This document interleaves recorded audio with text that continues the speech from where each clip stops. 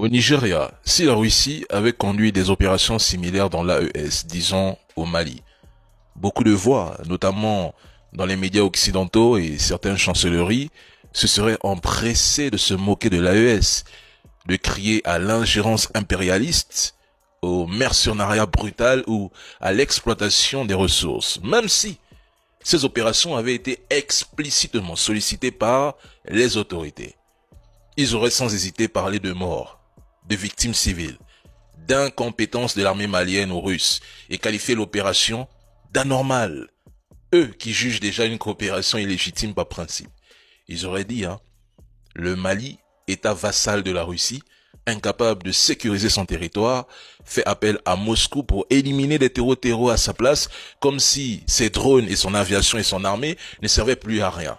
Pourtant, lorsque les États-Unis, via l'Africom, déploient des drones pour surveiller le ciel nigérian, mobilisent leurs satellites de reconnaissance et lancent des missiles Tomahawk sur des camps terreau à Sokoto depuis un navire dans le golfe de Guinée selon des sources officielles, en parfaite coordination avec les autorités nigérianes, cela est présenté comme une coopération anti-terreau tout à fait normale, légitime et largement incontestée, sans mort, sans victime.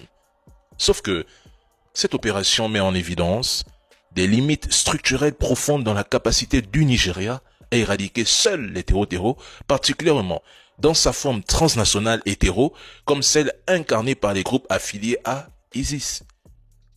Et l'insécurité au Nigeria ne touche pas uniquement les chrétiens. Des musulmans et d'autres Nigérians en sont également victimes. Il s'agit d'une insécurité généralisée et non d'une violence ciblée exclusivement contre une communauté.